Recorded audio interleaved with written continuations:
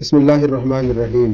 السلام علیکم ناظرین، جنگ خندق، جسے عربی میں غزوہ خندق بھی کہا جاتا ہے، اسلامی تاریخ کی ایک اہم اور فیصلہ کن لڑائی ہے جو 627 عیسوی میں ہوئی۔ یہ لڑائی مدینہ کے مسلمانوں اور قریش کے لشکر کے درمیان ہوئی، جس میں کئی عرب قبائل بھی شامل تھے۔ نبی کریم صلی اللہ علیہ وسلم کی قیادت میں مسلمانوں نے ایک منفرد حکمت عملی اختیار کی، جس کے تحت خندق کھودنے کا فیصلہ کیا گیا تاکہ قریش کی فوجی طاقت کو روکا جا سکے۔ اس جنگ کی خصوصیت یہ ہے کہ اس میں خندق کا استعمال کیا گیا، جو کہ عربوں کے لیے ایک نیا تصور تھا۔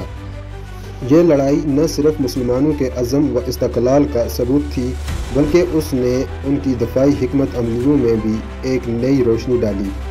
جنگ خندق نے مسلمانوں کو ایک مضبوط اتحاد کے طور پر ابھارا اور قریش کی طاقت میں خاطر خواہ کمی کی۔ اس نے اسلامی تاریخ کی رخ کو تبدیل کر دیا اور مسلمانوں کے عزم کو مزید مستحکم کیا۔ ویڈیو میں آگے بڑھنے سے پہلے ہماری آپ سے گزارش ہے کہ ویڈیو کو لائک کر کے چینل کو سبسکرائب کر دیں تاکہ آنے والی ایسی اسلامک ہسٹوریکل ویڈیوز آپ کو ملتی رہے۔ خندق کی جنگ جو 627 عیسوی میں ہوئی، اسلامی تاریخ کے اہم ترین واقعات میں سے ایک ہے۔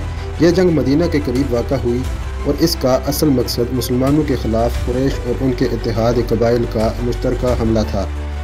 اس وقت مسلمانوں کی تعداد کم اور ان کی حالت نازک تھی، لیکن نبی کریم صلی اللہ علیہ وسلم کی قیادت اور حکمت عملی نے انہیں اس کٹھن وقت میں بھی امید دی۔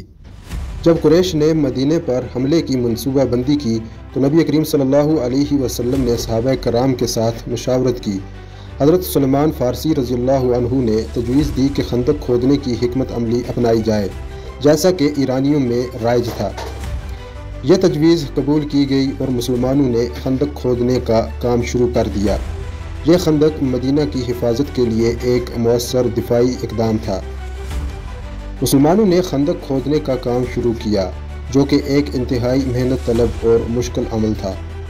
سردیوں کی سرد ہوا اور کھیتوں کی تنگی نے کام کو مزید مشکل بنا دیا۔ صحابہ نے اپنی طاقت اور عزم کے ساتھ دن رات کام کیا اور اس دوران انہوں نے ایک دوسرے کی حوصلہ افزائی کی اور ایک مضبوط دفاعی لائن تیار کی۔ جب قریش اور ان کے اتحادیوں نے یہ سنا کہ مسلمانوں نے خندق کھود لی ہے تو انہوں نے فیصلہ کیا کہ اب ان پر حملہ کرنا ضروری ہے۔ اس اتحاد میں قریش کے علاوہ کئی دوسرے قبائل شامل تھے، جن میں غطفان، کنانہ اور دیگر قبائل شامل تھے۔ قریش نے بڑی تعداد میں فوج جمع کی اور مدینہ کی جانب بڑھنا شروع کیا۔ نبی کریم صلی اللہ علیہ وآلہ وسلم نے مسلمانوں کو ہدایت دی کہ وہ خندق کی حفاظت کریں اور کسی بھی صورت میں دشمن کو مدینہ میں داخل نہ ہونے دیں۔ خندق کی گہرائی اور چوڑائی نے مسلمانوں کو ایک بہتر دفاعی پوزیشن فراہم کی۔ ساتھ ہی نبی کریم صلی اللہ علیہ وآلہ وسلم نے اپنی قیادت کے ذریعے مسلمانوں کے حوصلے بلند کیے۔ جب قریش خندق کے قریب پہنچے تو انہوں نے دیکھا کہ مسلمانوں کی دفاعی لائن مضبوط ہے۔ انہوں نے خندق کے پار جانے کی کوشش کی مگر ناکام رہے۔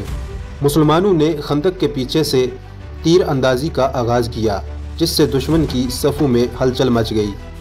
قریش کی فوج نے مختلف حربے آزمانے کی کوشش کی مگر مسلمانوں نے ان کی ہر کوشش کو ناکام بنا دیا۔ چند دنوں کی محنت کے بعد قریش نے محسوس کیا کہ خندق کو عبور کرنا تقریباً ناممکن ہے، لہٰذا انہوں نے فیصلہ کیا کہ انہیں کسی دوسری حکمت عملی کی طرف جانا ہوگا۔ انہوں نے قریش کے سردار ابو سفیان کی قیادت میں ایک اور منصوبہ بنایا۔ انہوں نے کوشش کی کہ مسلمانوں کے حوصلے توڑنے کے لیے مختلف حربے اپنائے جائیں۔ ابو سفیان نے مسلمانوں کے درمیان فتنہ پھیلانے کی کوشش کی۔ انہوں نے مسلمانوں کے درمیان بے اعتمادی پیدا کرنے کی کوشش کی مگر نبی کریم صلی اللہ علیہ وآلہ وسلم کی قیادت میں مسلمانوں نے اتحاد اور اخوت کا مظاہرہ کیا۔